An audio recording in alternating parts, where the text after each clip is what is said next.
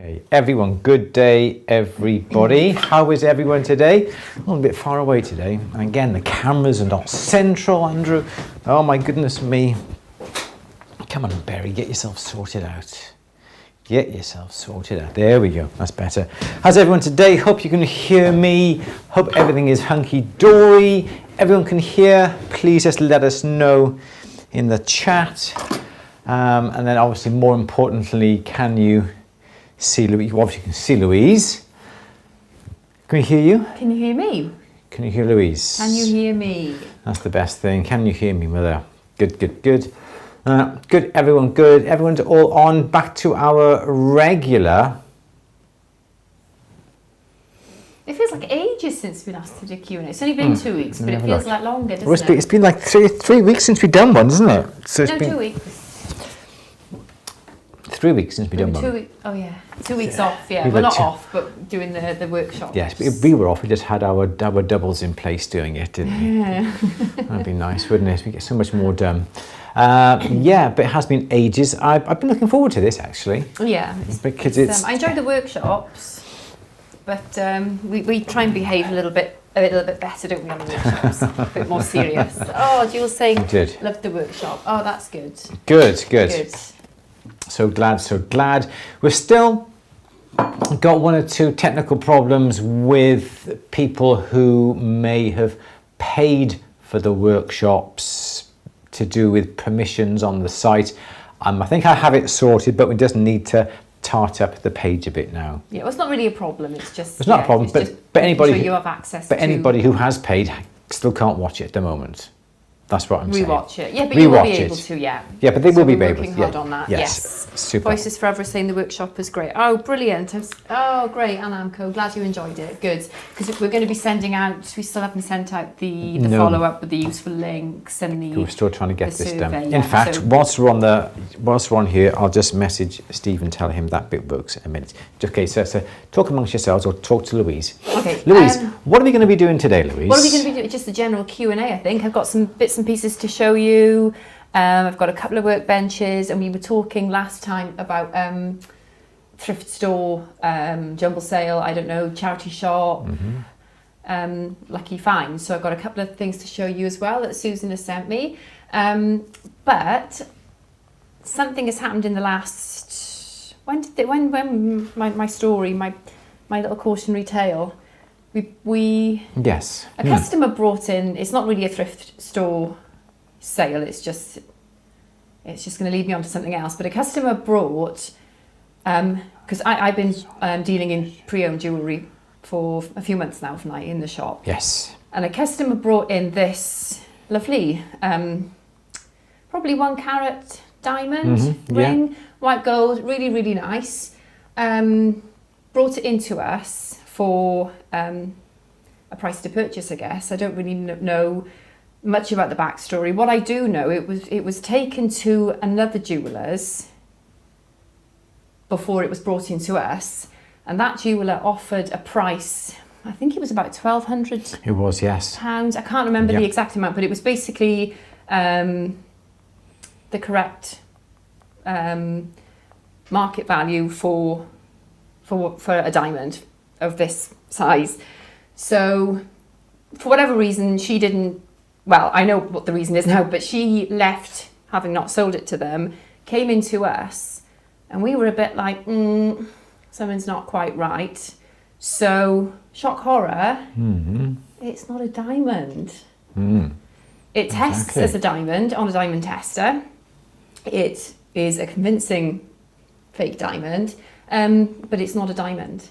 So, that could have been an absolutely hideous error, couldn't it? Yes. But a really, really easy error to make, because it'll fool a diamond tester. It's a very convincing diamond alternative. Yeah, it's a definitely. moissanite. Yes. Yes. So, and in fact, it did fool the diamond tester. I had a diamond tester here, and I tried it, and like a fool, I said, "Oh, that centre stone is not a diamond," and I went up the side stones, and I went, "Well, all these are." Not realising and not thinking that actually the side stones would say they were diamonds if they were mossanites if you're on a diamond tester. But Claire's saying, how does it test as a diamond on a tester? Well, diamonds conduct heat, so they're thermally conductive, and so do moissanites. Moissanites also conduct heat. So if you've got a tester that only tests for diamond, if you've got a moissanite, it'll fool the tester. The tester will go, oh, it conducts heat, therefore it must be a diamond. If you've got a dual tester,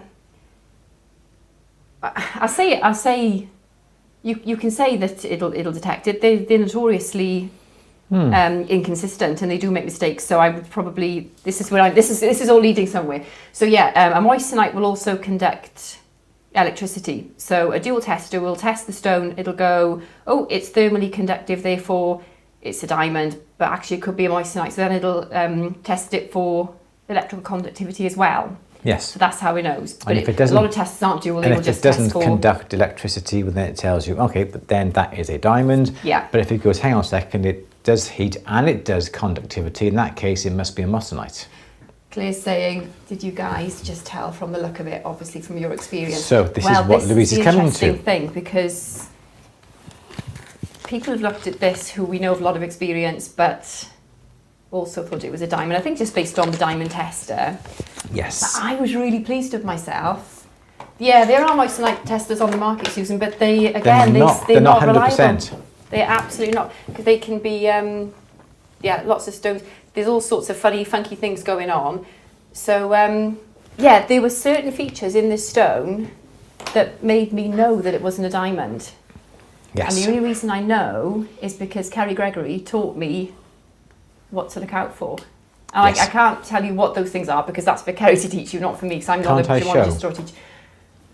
What are you going to know? Oh. Because that's somebody else's course material, isn't it? So No, it's not. It's out there in the general public. It's nobody's course material. It's out there in the general public. okay. But But there are. Well, But I'm not gonna show you. research it, or No. you can. Yeah, but there's. I know, Claire. I was so pleased with myself. Yeah, so it does have high dispersion. There's other things as well. There's things you can notice, that you can learn what to look for. And once you've seen them, you don't have. Well, you do after. You don't. Obviously, it's good to use a tester and backup, but yeah. yeah, So if you can use your loop, Yes, you can then tell. yeah. If you can It's use really good. your loop. So yeah, that's what good is a tester if it isn't 100%? I know that's the thing, isn't it? It's just for people. It's just an easy way, isn't it, for a layman to come along and do it, isn't it? That's what they're there the for. main thing is if this had been bought to resale as a diamond, Yes. and if I pay too much money for it, that's my own lack of. I don't know whether it's easy to do, isn't it? So.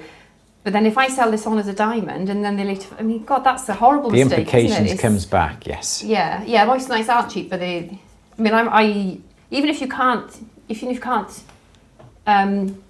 determine what it is, you can, as long as you can determine what it's not, and if you know Yes. it's not a diamond, then that's all you need to know, really, You isn't it? saved yourself. Well, that's not all you need to know, but that's a really good Yes. place to start. So, yeah, so Kerry taught me how to do that. So yeah, if that was on my diamonds for designers courses that I did last year. So I don't know if she's running that, but she is running an introduction to gemology course in Cardiff in March. So I'll put the link up, because that's this is the kind of thing. It's like you learn like practical skills,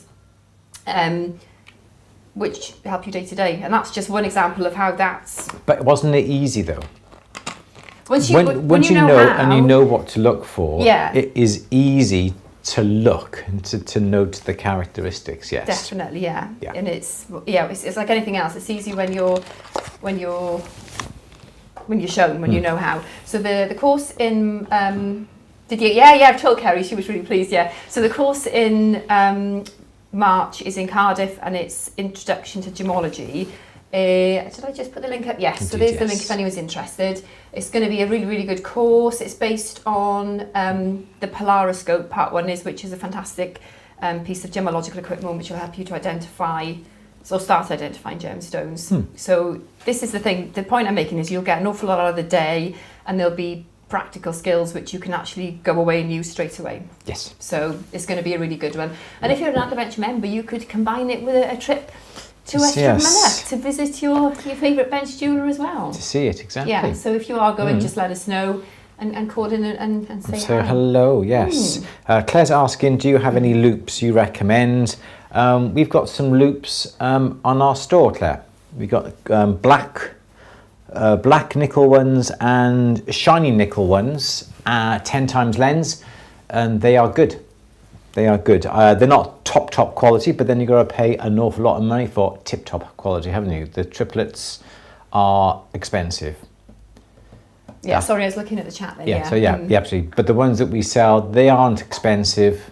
I think we've got them all. You can do absolutely loads with your Yeah, we got them all because we carry them all. 10 times loop. They do recommend like a black one or a silver one, don't they? Ones with the funky colours sometimes can confuse the eye a little bit if you're looking at. We just got these really. Nice little simple ones that open up, 10 times lens. You look through it, and these are fine. As I said, the store has them. I'm sure Louise can just pop up a little link to the store. I think there are 3 black, 2 chrome ones on the store. Oh, do you want excuse me, and whilst you're there, these aren't with the lariats that we sell, but there's nice, simple, plain black lariats. Oh, that was your undercoat, I thought you blessed. That was mine, yeah. Yeah. So if you want to pop and get a loop on the store, you can do. There's lots more products on our store that we have. Loads more added every day. We going to be adding at least 1 or 2 new products every single day. So pop along to atthebench.store for loads of products. Do we have a copy? Oh, shall I go and get it? I'll run. You're going to... Yeah. So Louise is just going to pop that up on there. Just going to put it onto Louise a second. Okay. Is the one with the... We're going to be back up there. Yes, it's in the box and it's... he's got to go up another flight of stairs to treat this book, but it'll be worth it. So, we've got the black loops and the chrome loops. I think it is just literally a different colour case. It's just preference. Should turn my mic off, shouldn't I, guys? I'll pop that in the chat as well now.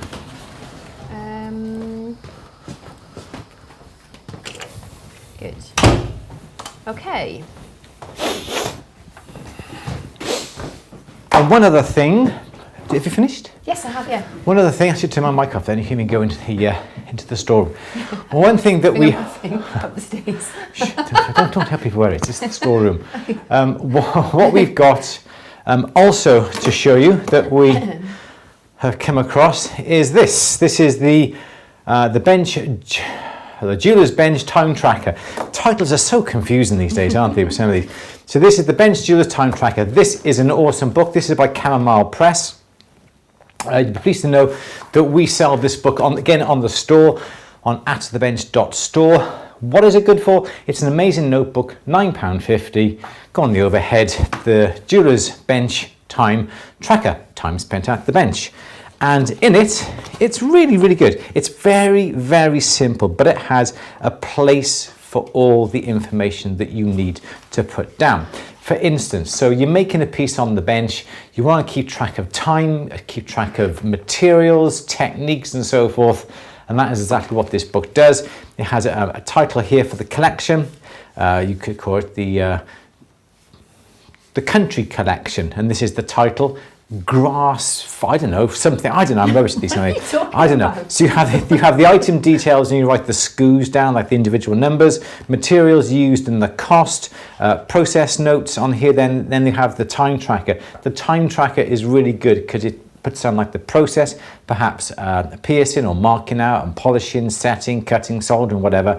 It has an area then to put things like start time, end time, total time, how long it's taken you to make the piece, in hours and minutes, little note, and it is really simple but very, very effective. And it enables you to keep track of what you're doing, what you're making. Also, Louise and I have been talking about this over the past few days. There's a lot more uses than just simply keeping track of the time and the processes, because you can put down the codes to the items that you've bought in, and you can keep track of prices. You can keep track on If you can revisit your collection, you can revisit your pansies brooch that you made 6 months ago, and you can go back and compare the times and how long it takes you now compared to what it was 6 months ago. So you can use it as a way of self-development,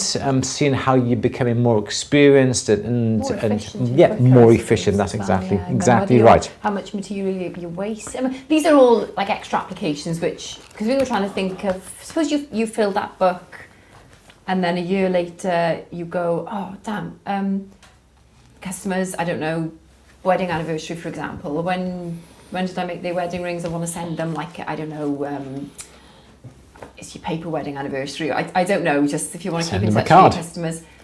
Exactly, yeah, but then you can have all that written in your book, and you're not going to know how much information is in there until you retrieve it, fill it in and retrieve it, yeah. So I think it's brilliant. Yeah, it's really very, very simple. Go on the overhead picture. It's the Make It Happen. It's the Jeweler's Bench time tracker. It logs and notes every bit of time at the bench. As I said, you can put down the SKUs, the materials. Materials, I think, is really important, because you may do something this month, next month the price may go up and may come down, and you can revisit your prices, your techniques, your time it's taken to make it. And I think it's a really good book, and for £9.50, free postage in the UK, available on our store, atthebench.store. Absolutely simple, absolutely brilliant. Enough of the promotions done, I think. Anything else we need to say before we go on, Louise? I don't think so. I've got some stuff to show you, but I'll wait until a bit later for that, because but I love that. I love that. I think that's nice. It's a nice. It's a very simple book, but it's good, as you say. You can go back on things and check at a later stage and have a look at your development. And it's easy. I say it's easy. It's one thing to have a book and make notes in it, but it's all you do is fill it in. It couldn't be easier, really, could it? All the headings are there. You don't even have to think. You just put the data in, and then it's Yep. And you can work on multiple projects at the same time, in different pages for a different project, different item, and you can work on all. Anyway, that's enough of that. Should we start? Yes. It's Monday, the 7th of February already. Louise, let us have our first question, please, my dear. Yes. I didn't have a question. I was too busy chatting about the lovely book and the moissanite. Where are we? Okay. I'll find a question any minute. Okay. Matron81 is looking to purchase a crucible, and holder and torch. Do you have a link for the products Andrew uses? Are they on the? And they're on the store again. They're on the store again. Yeah. If you look on the store. Okay. Yeah. Basically, anything on the store is going to be things that we recommends, use, and that And that's at thebench.store. Okay. Okay, Christine just totally overheated a piece, trying to solder a thin bezel on a back plate. Didn't get the solder to flow with the small butane torch, so overkilled it with the big one. Oh no. Dear. Not good. Okay. Lots of chatter, lots. Good. Thornton demos were wicked, good. Good. I could have gone on and on, Louise. I could have gone, I did as well. Yeah. Okay, Julia has got a question. Having so much trouble trying to flush set CZs using 2.5 and 3 mil. Pretty sure I'm getting the seat right as they fit as I would expect, but it all goes wrong when I try to burnish. I can usually push them back out from behind to help. Okay, this is something that, again, we could do one on setting, a workshop on setting. I think that would be a really good one as well. So you've got, I'll come onto the board camera. There you go. Must move these torches out the way. So that's the cross section through your metal. It's a bit wonky. I used a wonky burr on there. So the idea is that the diameter of the CZ, okay, has to be exactly the same diameter as that, okay? Because if your CZ is slightly smaller, and your smaller of your CZ is like that, okay, you're going to have a gap here. And if you have a gap, it means you've got to get that metal over that gap before it holds the stone in place. What I would recommend, perhaps, if you are having problems, let's start again. So if you are having problems, okay, if your stone has to be a really tight friction fit, okay, so your stone has to be exactly the same diameter. This is so important. If it is the same diameter and it's just a nice friction fit, which is what it should be, then what you need to do is to get your burnisher. I use the burnisher on the sides, and this is going to be the edge here. You get the burnisher like this. Okay, so here's the burnisher. You try not to touch the metal with the tip of the burnisher. And what you do, you push down in this direction, okay? So you have the hole, you have the burnisher, and you burnish it. You burnish around the hole. So the burnisher is at an angle. Can you see that? Yeah, so here's where my stone is. The burnisher is at that sort of angle, and you burnish around the edge. And by burnishing the edge, it will produce this little bit of metal downwards like this. And you'll have that sort of shape because you've pushed this down. So here's the stone. Yep, the burnisher is at this angle like this, and you run it around the edge. And that little bit just goes over the stone enough to hold it. And if the stone is tight, it hardly needs anything to come onto the stone. The problem that you may be getting, if the stone goes in and the stone, as I said, moves back and forth, okay, and the stone comes here and it's too short, you have to get this metal burnished over, okay, with your burnisher here, but this bit of metal has to come all the way across here, first of all, before it gets anywhere near the metal, and that sounds like is your problem. There is a way around this, and that is to cut your seat, which is like this, but it must be a fraction smaller than your stone, about 1/10 of a millimeter. Then you come along with a 90-degree setting burr that is that shape. Okay, so you've used one that is this shape. Okay, so you've used that shape, and now you use one that is this shape, that is slightly smaller than the hole, and you put it down here, and what you do, you make a little groove now in the edge. Okay, so this is the groove now that this burr makes around the edge. So you've just done that. There's your little groove there. And because then the stone is about 1/10 of a millimeter, you may be able to get the stone and click it into that position there. And if you can click the stone into position, the stone in theory should stay there. Then it needs hardly any burnishing over on top of the stone. So the undercut is a great way of securing the stone in place. If you feel the stone isn't going in, you can always get your burr looking down on top and just run the burr around just to remove a fraction from the outside that enables the stone to click into place.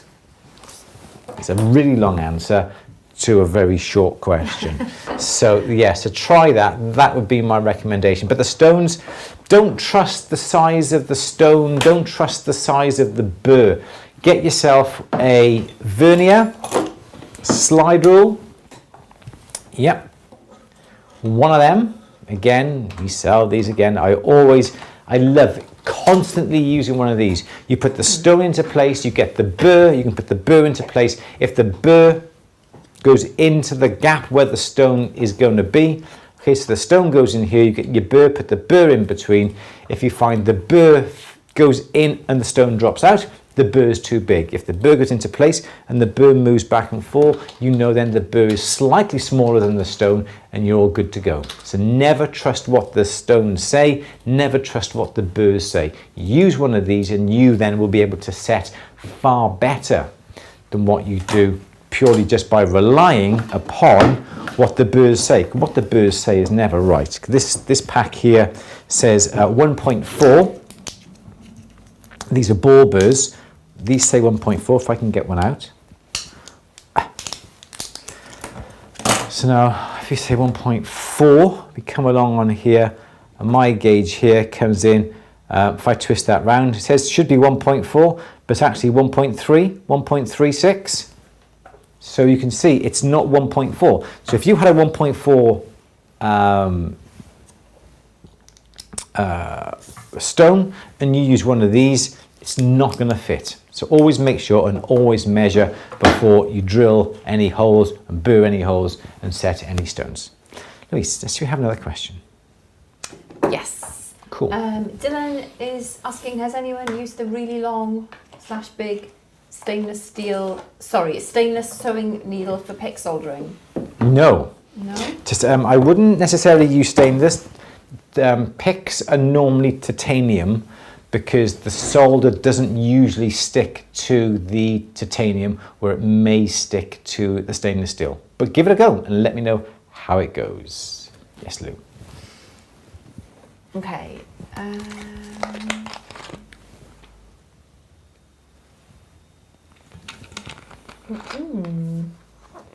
Keep losing yourself. I do, yeah. Lots of chat, which is great. Okay, the mod's on. Great. Hey. Thank you, John. Lots of chit chat. Great stuff. Okay. You can just talk amongst yourselves. I'll just have a little bit of still image of the book so people can see the book. Okay. But then we, Yeah, how come you're losing yourself today? You're Alexandra. There's just lots of chat. So much chat. Good, good. Cody, synthetic alexandrite can trick a tester. It can show us corundum. It probably was corundum then. Because... What was now? Explain. Synthetic alexandrite. This is a synthetic colour change sapphire, which gets missold as synthetic alexandrite and actual alexandrite. People mistake it for alexandrite, but it is a corundum, lab-grown synthetic corundum. And there's quite a bit of this kicking around, isn't there? And it's very affordable, but really pretty. I love it. But true synthetic alexandrite will have a different mineral composition. This is corundum, isn't it? But alexandrite is chrysoberyl, so there's not as much of that around the place. So even the synthetic version of alexandrite is more expensive. The actual so ones. They do get kind of muddled up a little bit sometimes. Okay. Good. Excellent. Sandy took a Sally Spencer course. Oh, fab. Yeah, she is fabulous. Yes. Excellent. Okay, scrap over engineering. I know you can spot welds with some computer server power. Okay. According to Google, synthetic alexandrite are actually synthetic corundum laced with vanadium to produce the colour change. Yeah. I think synthetic alexandrite is available as minerally alexandrite as well. It's grown hydrothermally, I think. So they are different compositions. Okay. Yes. I've got many questions today. You've got just everyone's chatting. Everyone's chatting amongst themselves today. So we may as well go home. I think we shall have today. Yeah. Let's get to some questions. Everyone, there's 139 of you on. Somebody ask some questions for us today. No, I've just I'm trying to go through it. We do have lots of questions. Just Louise can't find them. The book is bigger on the inside. It is a really good book. Full is saying Tucson is great this year. The price of things like turquoise has gone up. The demand for some reason is starting to escalate. Does anyone else see this? Oh, it's interesting. Almost double on a lot of turquoise. It's interesting, isn't it? It is, isn't it? Okay, Beverly's been trying to source a finding which is used in some spinning disc necklaces. Similar size to earring post, but has a presser spring end to help you reduce the size to slot into a hole. Can anyone help? Ooh, spinning disc necklace. So yeah, so you want the but has a presser spring end. Ah, right. So it's not an E-ring. It is a stick pin protector is what you're after. I think this is what you mean. It's a stick pin protector, not necessarily. I don't have one here, but it has a little hole on the end like this, and then it's a bulbousy bit like that, and that's that. And there's something at the end here, and that's normally like a chain then that goes onto, you know, a blouse or something like that there. And the pin goes in here, and the pin gets trapped by this, and it grabs onto the end of it. So I can't remember. It's like a clutch, isn't it? It's like a clutch. If that's what you're on about, they're stick pin protectors, not E-ring backs. Okay. I think that's what you mean anyway. I think that's what you mean. Yes, Lou. Full slice the tendon in my right hand. Ooh, oh my God, no children making for me for 6 months. Oh, I'm wow. sorry. Oh gosh, what are you going to do? That's terrible. Yeah. Oh yeah, get better soon.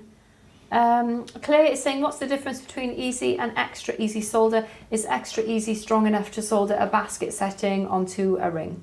It is, but I don't think extra easy is hallmarking quality, because when you come to extra easy, there's so little silver in it because it's made up then of all the other alloys that reduces the temperature.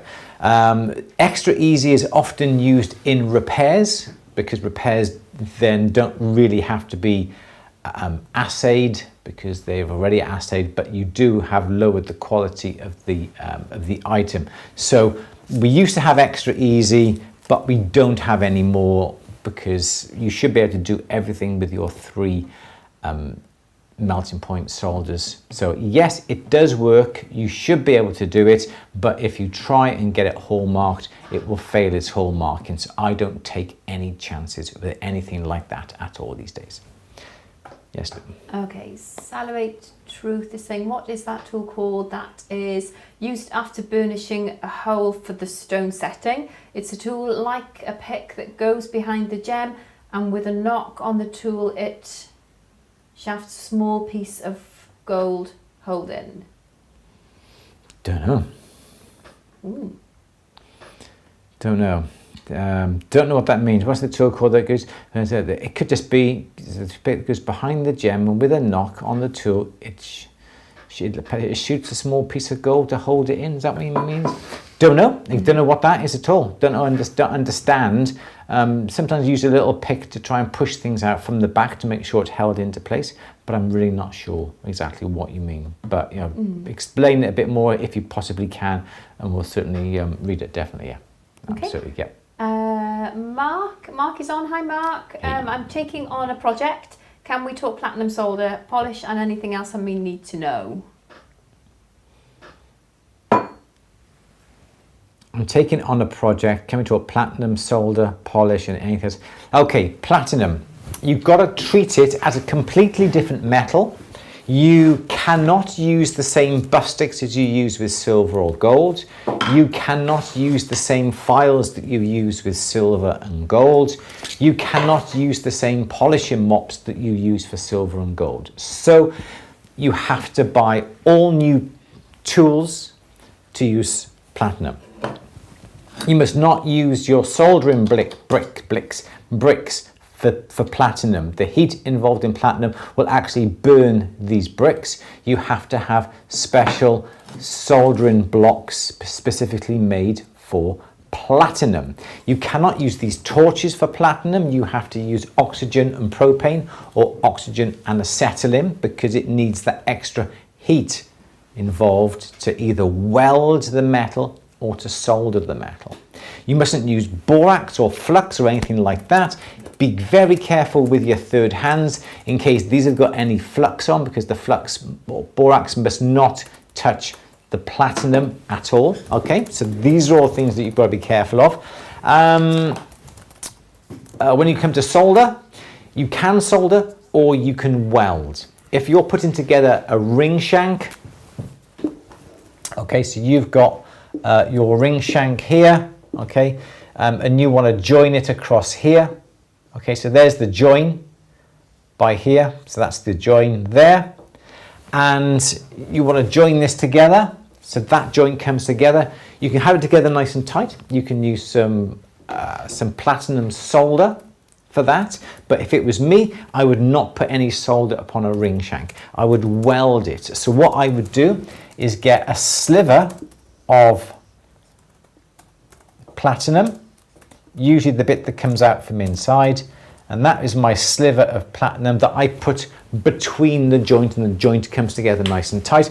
This is about 1 millimeter big all the way around. Then with your torch you need some special platinum welding goggles as well, because of the heat involved, and it would heat this so hot that this gets to a white heat and it could easily burn your retinas. So this is the reason why you have goggles. And the idea is then you melt this all over the surface here and all the way to the surface down here. Okay, so this is all melted around. Okay, so all this is all over the surface. This is melted, you've welded the joint, you clean it up with your brand new files, your brand new buff sticks. Now you have to go through all the different grades of paper now. There's no shortcuts. You can't simply go from a 600 grit straight to polish. It doesn't work. Platinum is a very, it's a very sticky or very rigid metal. It does not move. It doesn't burnish out like gold does. So you've got to go through all the grits, taking it down, taking it finer, finer, finer, finer, finer, until it is virtually polished, just using the grits and your micro mesh. Then you can use your platinum pre-polish and then your platinum polish. Now, I said about solder. If you have it and you use solder, again, what happens with solder is that if you don't take it down all those grades, you will find that the polishing will drag the solder out. So where you've got a lovely, lovely seam, yep, and it'll be dragged out, you'll have like a little bit of a dip where the solder is. Does that make sense? Can you suggest that? You have it like this. Okay, so where you polish, this is the surface here, you'll get a dip just where that solder is. So on something like this, never solder, always weld. If you're coming to add little bits and pieces, some claws or a basket set or something like that, well then solder is fine. But on a main band like that, always weld. That's really quick, but everything is what it says, what you need. It's a whole new ball game. It's a whole new metal. It works differently. Same with your saw blades. Don't use your same saw blades. You've got to have new saw blades. You can get some Platinum King saw blades as well. Definitely all new equipment for using platinum. Yes, Louise, that was a long one, wasn't it? Yeah. Salivate Truth, going back to this question, is from behind the gem. The knock makes a splinter of gold in the shape of a prong. Ah, okay. Wait, there's more. It's not a graver as it goes behind the gem. It's very think. It's done with the stone in place. Some people suggested it might be a graver. It sounds like a very, very shallow graver. Yeah. So I think it would be something like, you can make your own face to your gravers. So whereas a graver is perhaps, that particular shape like that, this may be too big to get behind. So what you would do is really take that down. So it's really, really, really thin like that. And that will enable you to get in behind the stone. Because don't forget, if you have the stone on its side, okay, that is like this. So there's like a tube and there's the setting here. You have to get this. And if this is nice and angled as well, because don't forget, it has to fit in this area by here. If you had that was too much clunky like that, you're not going to get that tip right underneath. So I would have thought it has to be a very, very, very, very fine graver to get in. And that would raise a grain that would look like that, because that would go in by here to raise that. Shouldn't really need that, because if you set the stone properly, you shouldn't need that. But that is a nice way to get a little graver in here to raise a grain to stop the stone from rattling. Yeah. Yes, Lou. Okay, Neil has almost finished new bench. Nice. But should the bench cut out overhang the bench tin, or should I cut it flush with the curved wall of the tin?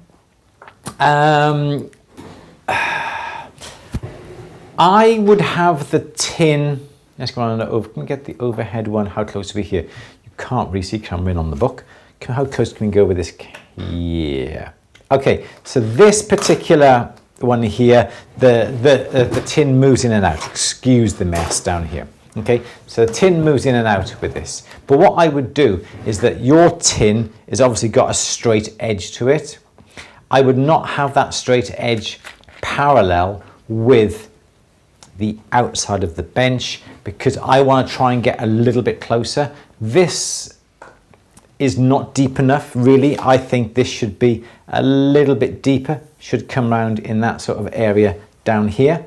Okay, and if that was the case, the tray, if it's got a front edge, would be set further under the bench. So the front of the front of the tray is not parallel with the side, doesn't run in line with the edge of the bench. It's about 2 inches in, enables you to sit that little bit closer. And if you have a bit of a belly, you need, the closer you can get, the better. Otherwise, your belly stops you from sitting really, really close.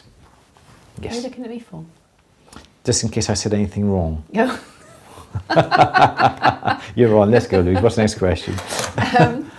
Right. What are you looking at me for? Yeah. Cheek.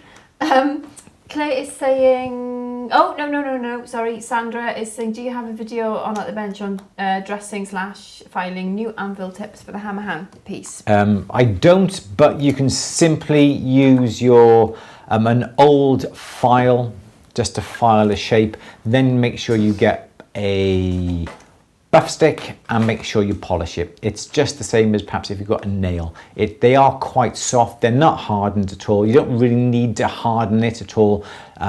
Just file it, shape it to the way you want. Emery paper, put it on some little hard calico mops just to get the bit of shine back. But don't do it too shiny, otherwise the tip will slip off, basically. Yeah. Yes, Lou. Okay, Claire is asking, do you recommend any particular software for jewellery designing, or should we know a lot about bench work before going in that direction? I'm an Apple girl. Sorry Lou, but we do have some tips, and I have got the idea of showing you how to do it, so there will be a film on At the Bench shortly, yes. Sorry Louise, do we have any preference on jewellery designing software? You're a Mac, okay.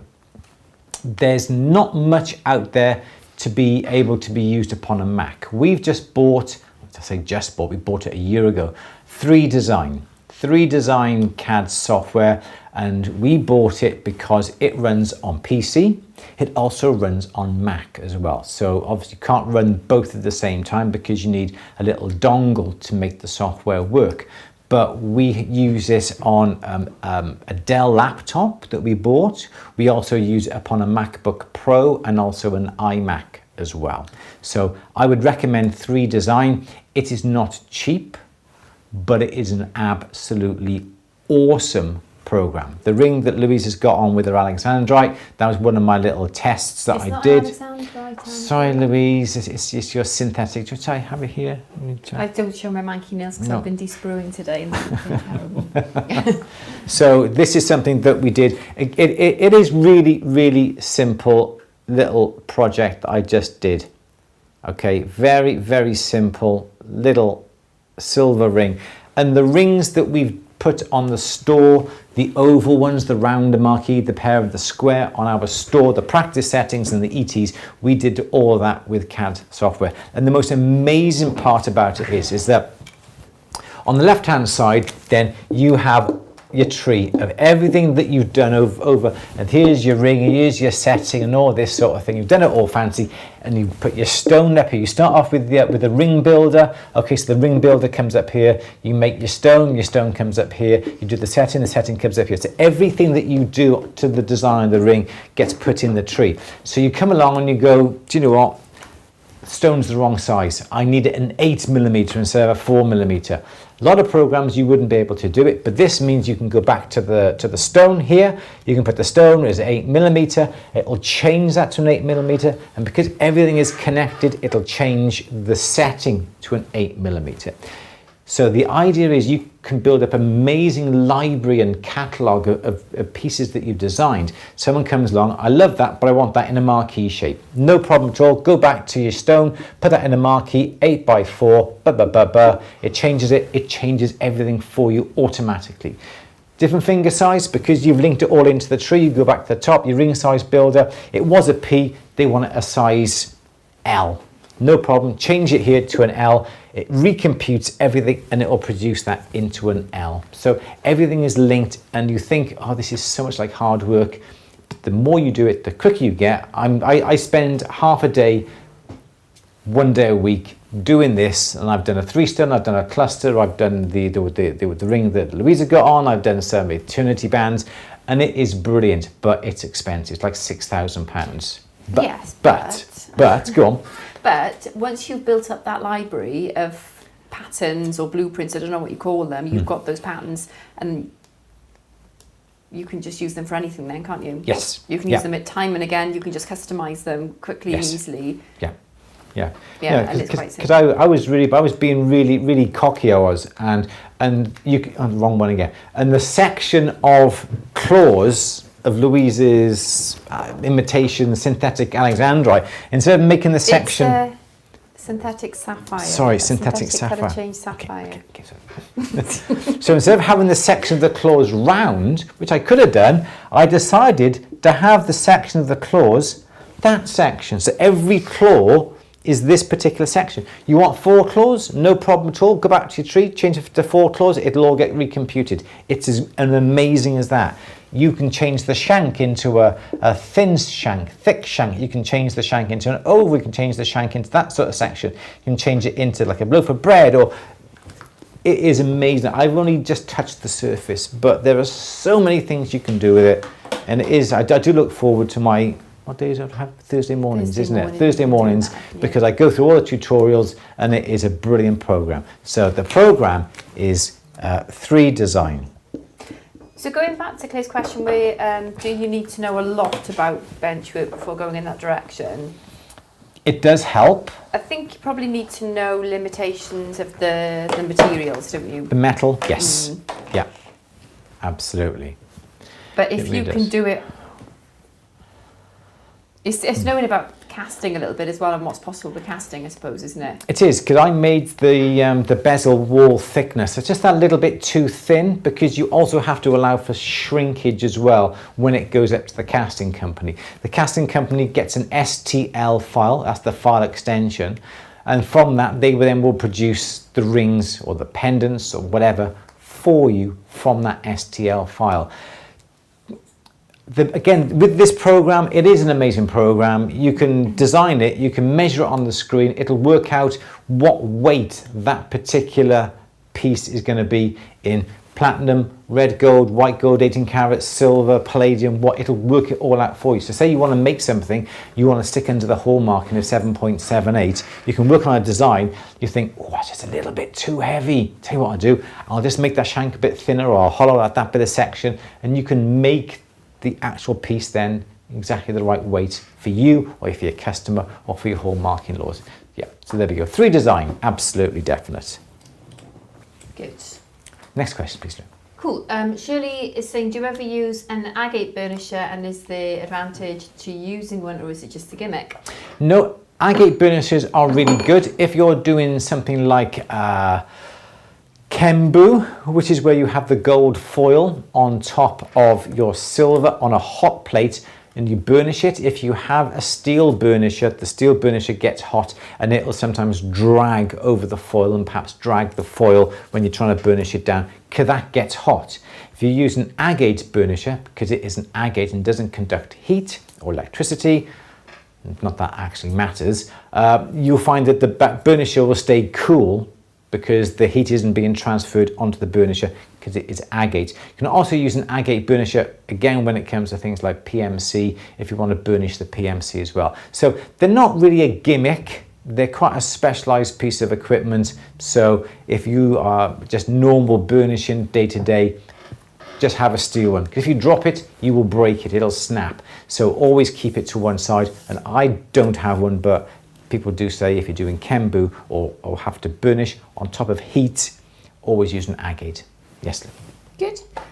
Do you want to see some photos? We'll have some photographs, Yeah, shall would we? you like to see? I've got 2 benches to show you. Oh, we'd love to see a bench, don't we? I've got Susan's thrift store Oh, pictures as well. thrift store So- find. Shall we start with... Are we ready?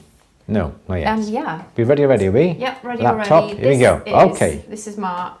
Sorry, no, it's not Mark's. This is Andy's homemade bench. Nice. It was designed around the colourful drawers. It took 6 months to build. I was just bought the Durston mini mill for Christmas. It's built entirely out of 8mm plywood, doubled up for the bench too. Wow. Edges are finished off in pine flatwood and then finished in wax. Nice. Fab. Cool, isn't it? Like to see that. Like Yeah. to see a nice busy bench. And do you know what else I particularly liked What is about that? Andy's bench? He's got a visor. What does it say on the visor? Oh, he's got one of our stickers. Have one of our stickers. Yeah. So Nice one, Andy. that caught my eagle eye. So Very good. I've got different view here. Nice. Yeah. That's awesome, isn't it? It's lovely, isn't it? Yeah. Really good, organised. So yeah, Ultrasonic as well. everything's there. Ultrasonic. polishing. Oh, no, that's the next one. So yes, yeah, lovely. Thank you very much, Andy. Nice, really nice bench For that. sending your bench in. Yeah, it's Yes. really cool. So next, I have Trindy's bench. Okay. Do we have it? Yep. Yeah. Okay. Trindy's is minimalist, 1970s primary school desk. Lots of modifications, but it has worked for me for 2 years. Best investment was the SR Fordham. Yes. Yes. Yeah, that's fab, isn't it? I like that one as well. Yeah. That's really cool. I love all the upcycle benches. I just think you don't need to spend a fortune, do you? No. That's absolutely perfect. Just the job. Yeah, that's Lovely. cool. Yeah. Excellent. Thank you, Trinity, for I sending like that in. one. Looks, Really good. That looks fab.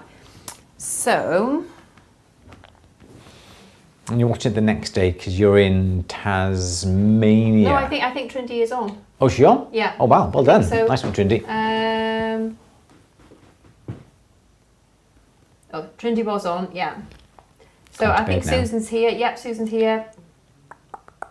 Claire's just moved into her summer house. Oh, yeah. Send us a picture, Claire. Oh, it's a bit cold this time of year, though. Oh. Right. Get a heater on. Mind you, it's as bad as downstairs. Downstairs is freezing. I was going to say, yeah, it's not much better in here, is it? No. Turn the You heating cook on. in the summer and freeze in the winter. Yeah. Right, so next we've got, if my computer will catch up with me. Just working too fast. Yeah. We got Susan's. Susan, yeah. Susan, like me, loves a thrift store, charity shop, a good old glunk around the place. So Susan picked up some malachite beads. Which one am I going to, Louise? So these malachite beads were I don't know where I am. There I am. Had a mental block then. $6. Nice. So Susan said every time she goes to a charity shop, if she sees beads or a bead, she buys it, and I think that's a really good policy. So I'm going to adopt that policy from you, Susan. I love it. So these are Susan's, and I think that's a scarab. I think that's malachite as well, is it, by the look of things? The scarab. Ooh, no. Need to go up. Use your Yeah. arrow keys.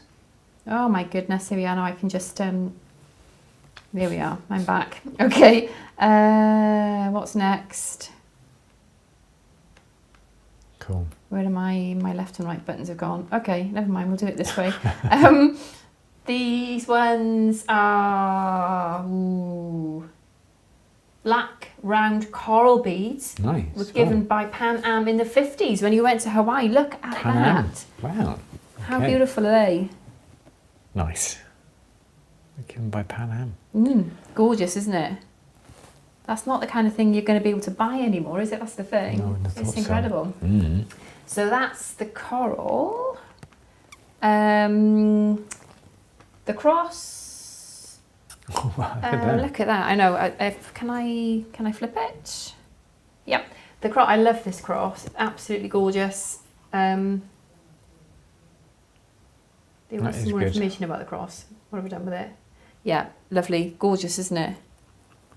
Just Is love the heart in the middle. It's so cute. it underneath the pictures? No.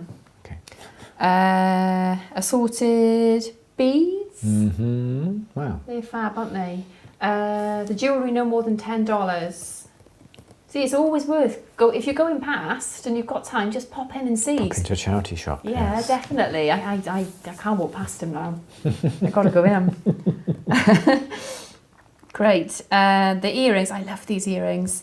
The tassel earrings were made from Thrift store coral. Wow. Aren't they fab? Nice. That's so cool. Nice bit of turquoise as well. Yeah, on top. lovely. You know, Lovely. Susan loves her turquoise, doesn't she? And finally, the polisher, $25. Can't go wrong with it. $25. Can't go wrong with it. Look at that. Yeah.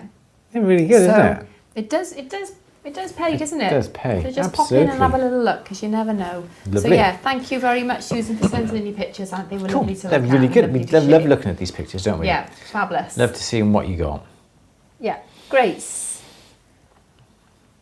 Okay. Oh, Dylan. Yeah, Dylan's going to be going around all the thrift stores now, I think, as well. Nice cool, deals. isn't it? Yeah. You can Yeah, pick up some $25, really good yeah. bargains, I must admit. Yeah, absolutely. Nice brown polisher. Yeah, absolutely. Okay. Do you have anything else? That's all I got to show you this week. Next week I've got some other bits and pieces. I've got Gillian and I've got Elizabeth, who's just sent me some photos as well. So yeah, that's good. Oh, and I've got Mark. Mark sent me some photos as well. So Good. we'll do them next week. If anybody else has got anything that they want us to show, then just send it in to me, louise@andrewberry.co.uk. Thank you. And don't forget, we still have our celluloid bangle that we've got to talk about as well. Yes, Have and you I've done got nothing with it some yet? other bits as well. I've got something else, some other beads I bought, which might be confusing. Cool. Yeah. Do you want another question? Go on, one more question then, Okay, because because 5 we've o'clock. got to see a man about a suitcase, haven't we? That's another story. I'm just going to pick a random question because I don't think we're going to get through them all today. I'm sorry. Christine's saying I have a British War medal, supposedly silver, but I couldn't find the fineness. There is no stamp on it. Is there a way of telling if it is sterling or 800 or anything else? I don't think medals need to be hallmarked because they are in a category that don't have to be hallmarked. I know certain medals that we've worked with are pure, a fine silver, 99.9, really, really soft to polish. And there are others that are not.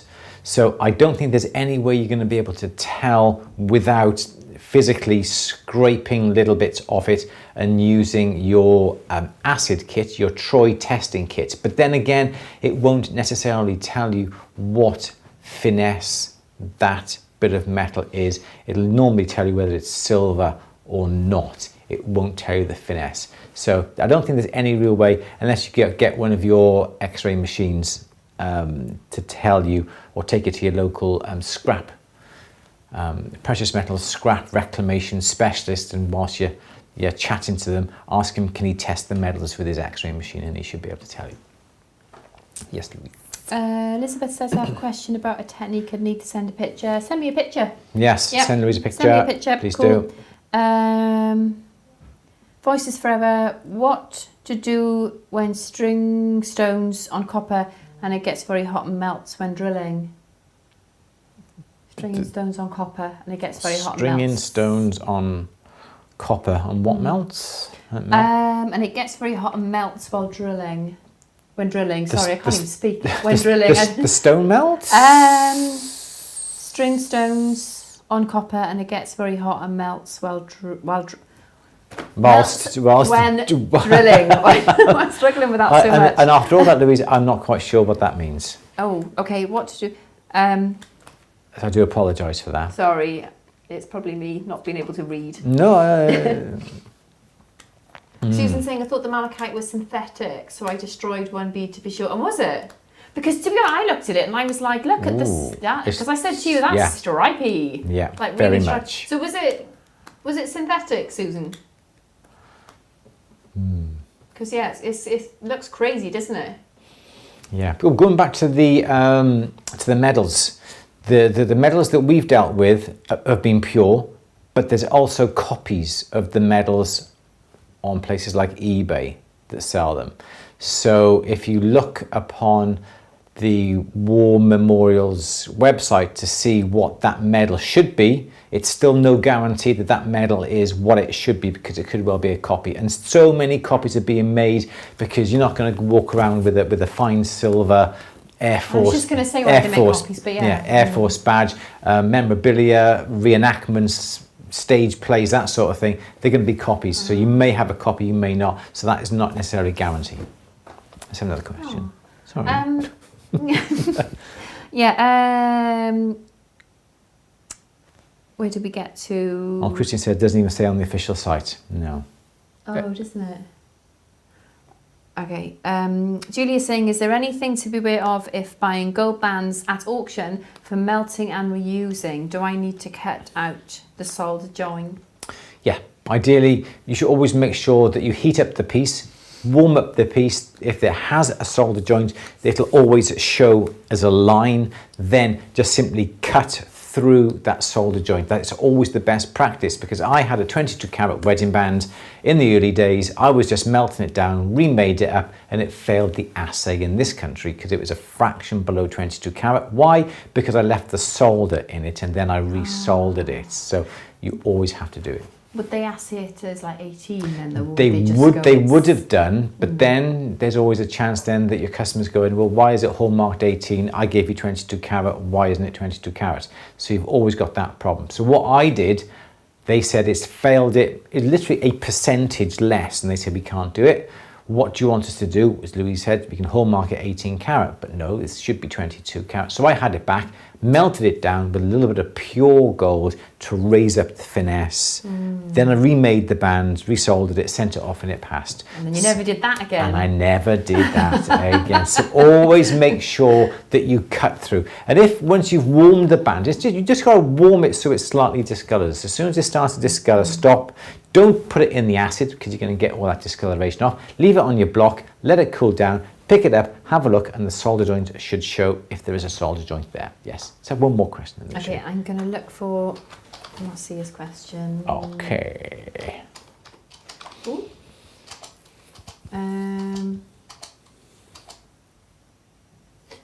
Oh, did I miss your question? Oh. Where's your question? Oh, I think it got retracted. Marcia, what was your question? Yeah, I can't.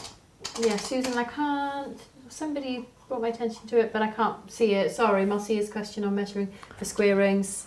Oh, that's a really hard subject to try and measure.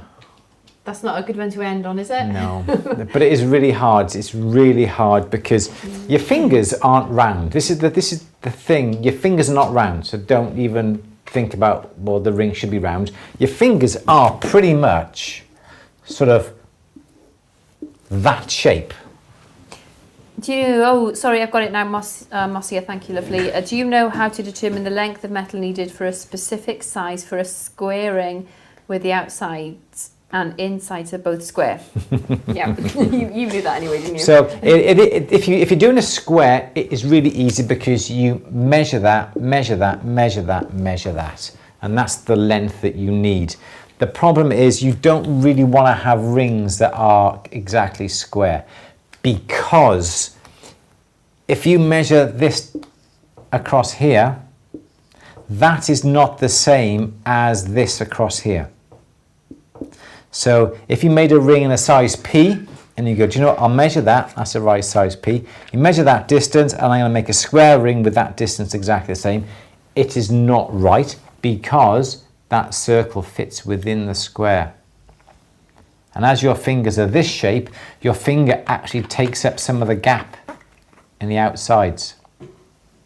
So you'll find that if you make a ring, a square ring, the same diameter as a round ring, it's going to be too big. So I don't know of any chart or anything that does that. So the best thing to do is to get a bit of, go on, Louise. I think I was going to say the same as you, yeah.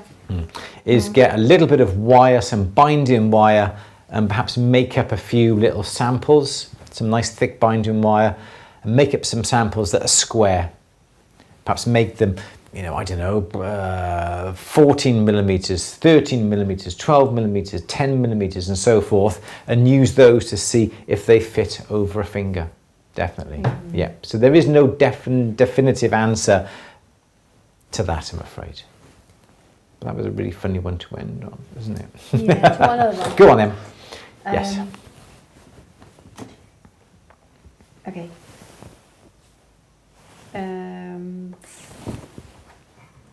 There's more challenging questions today, isn't there? That's good. Lots going on.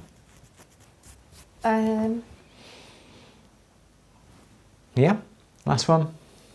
Yeah, I'm looking for one.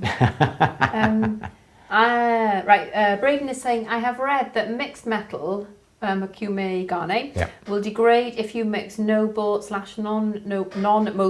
non-noble metals. Tongue twisters today. I know, copper / silver. What about if you mix alloy percents that are silver / copper? Okay. Shibuchi? Shibuchi, yes, Shibuchi. This is the thing, isn't it? If, like we were talking about Niello, I think it was 3 weeks ago, and Niello is a technique where you add lead to silver and a load of sulfur, and it acts very much like an enamel. But you've got lead in with silver, and lead mixed with silver is the worst thing that you could possibly do, but it works in that sort of situation.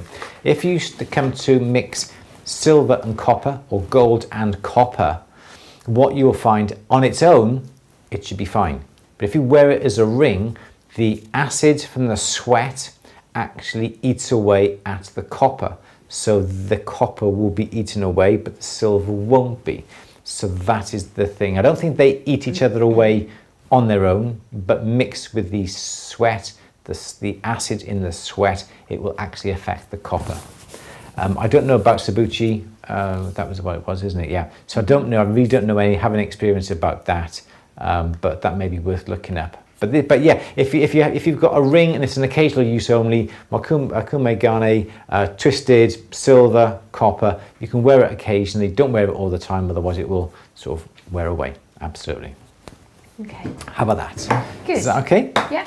Good. Anything else we need to know? Anything else we need to do? So that'll be that. Here endeth Q&A. Here endeth the 7th of February's Q&A. 135 people, an amazing amount of people. Thank you all so much. And please, there's 135 of you, 138 of you. Please just ask a question every now and again. In the 139 now, cool.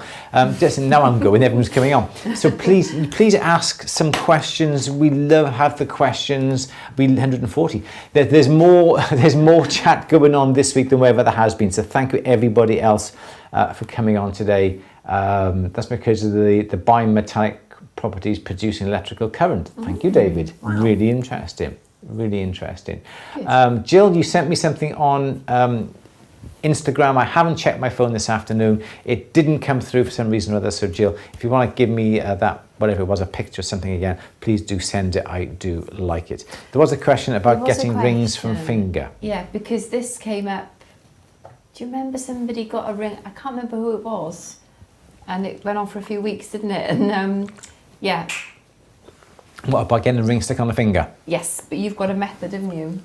Yeah, okay. So somebody asked, what would you cut it off with? What, the ring or the finger? The ring. Oh, okay, the ring.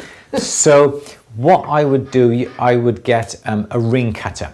They are not expensive. Got some to put on the store, actually. Louise upstairs. Haven't done that yet.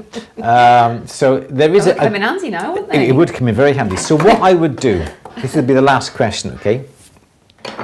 Do you want me to get one so you can demonstrate? No, I'll do it. You need one to cut off, don't you, for stuff? We're not going to cut it off. So okay, so here's the ring. You can't get the ring off, right? So you get your saw.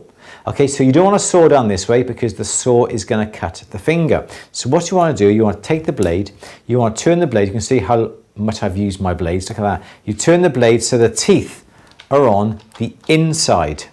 Okay, bear with me a second so I can do this. So the teeth now are on the inside of the saw. All right, so there we go. So now the teeth are on the inside. Okay, so there's teeth here, whereas usually they're on the outside. You thread the blade under the ring. This is so hard when you're doing it all on your own. All right, so then you thread, okay, you thread the blade under the ring, you attach, you want me to help? Yes please. I'm not that I'm actually going to do this. You've got another question. I'm Tanya, I'm so sorry, lovely, I skipped your question.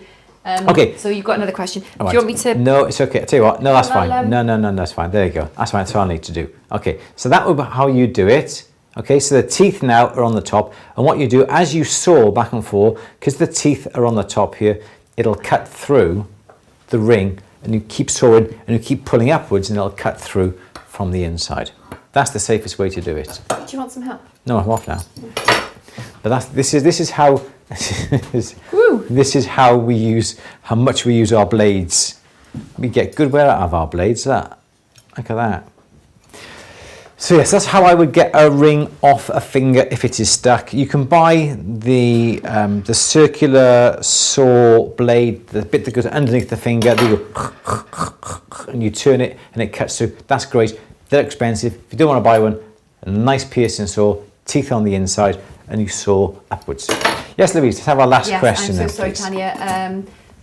Tanya's saying I'm soldering small bezels into 2 pieces of waved shaped wire. Do I shape it before or after soldering them on, please? You really do not want to form the wire or the ring metal after the bezels, because you're going to bend the metals out of shape. So you should always make sure that the ring or the metal is the right shape.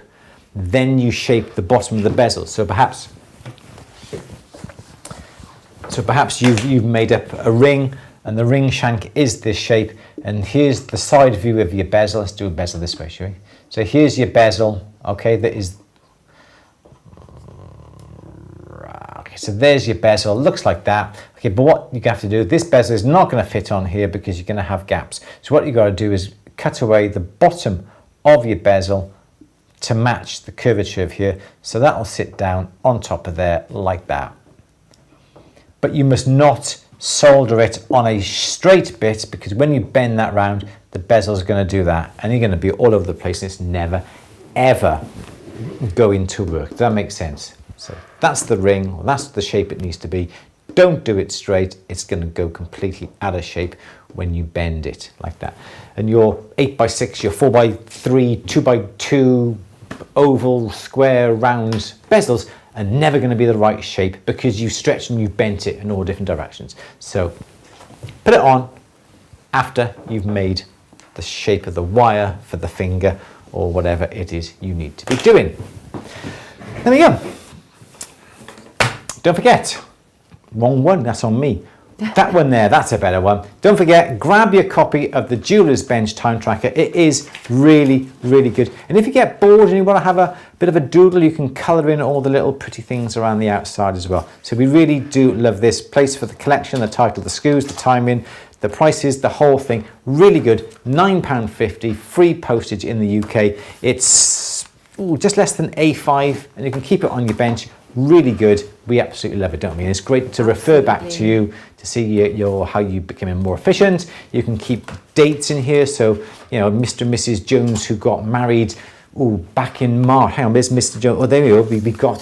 We've got their details. That was the ring. That's what it cost them. Brilliant. You've got the date of when you made it. It's their anniversary coming up. Let's refer back to this. Got their address. Brilliant. Be careful where you're keeping your book, obviously, if you've got customers' personal data in that's you. Yes, or put a code on here that relates to another database or something like that. Yeah, just be careful of your data protection. Yep. And then you've got all the details. You can send them a nice anniversary card, nice birthday card, or go back after a week or so's time and say, did you love the pendant that we made you? Do you want matching earrings? And you've got all the information you can refer back to in this book. Absolutely brilliant. It is a winner and we love it.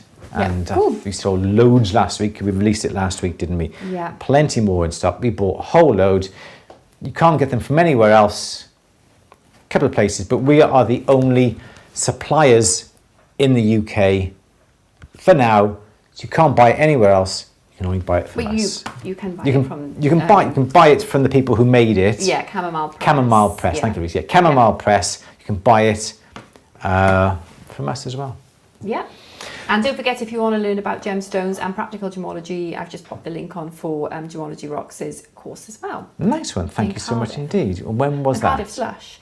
When was that? That was 25th of March. Oh, I just missed my birthday. Cardiff is the capital city of Wales. The capital city of Wales. It's down the road from us. It is. And I think the course is in Insole Court, which is an absolutely gorgeous, just on the outskirts of Cardiff. Yeah, it's Llandaff, isn't it? Llandaff. Llandaff. That's a smaller city. Yeah, you could stay Cardiff Bay. Cardiff Bay's lovely in the spring, isn't it? Nice. Yeah, not far from the Brecon Beacons as well. We can tell you all the good places to go. Yes, all the nice pubs, can't we, Louise? Yes, so yeah. Oh, brilliant. Everyone. It's a geology class in person or online? It's in person. No, it's in person. It's in person. Which is the best thing. And you get to play with all different stones. She might even tell you how to spot a moissanite. If you ask her nicely. If you ask her nicely. I don't know, she might not, but she might say book on that course. But yes, you will learn a lot and you'll have a lovely day. Yeah, you will. Brilliant. Thank you, Louise, for that. Everyone, thank you so much for coming on today. I really do appreciate it. Lovely lot of people, lovely lot of chat going on. Jill, thank you so much indeed. Dylan, Rose, Lisa, Mark, Claire, Marcia, Trev, Dave, everybody, all the regulars are back on. Really do appreciate it. We will be having our our next workshop going up at the end of this month. Is it the 28th? It is the last day of, isn't it? 28th I'm sorry, of darling, Feb. I wasn't listening to you. Don't worry about it. I'll tell you later. It'll all be about finishing and polishing, because we still got all the bits and pieces from the last two workshops. We're going to be finishing. We're going to be showing you how to polish in the next workshop, but stay tuned for that. That's going to be in a week or so, 2 weeks time before we get around to publicising that. Well done, Louise, glad you're paying attention. No, I was reading the chat. You said polishing and I just shut off, my brain went. I just thought. Because you've been polishing today and you've broken a couple of nails, haven't you, today? I've just completely, I don't know why I bother, honestly. Honestly, look at it. Shocking, isn't it? All right, everyone, you take care. Enjoy the rest of your week. More films going live on At The Bench this week. Apologies for not last week, but we have had so much to do here.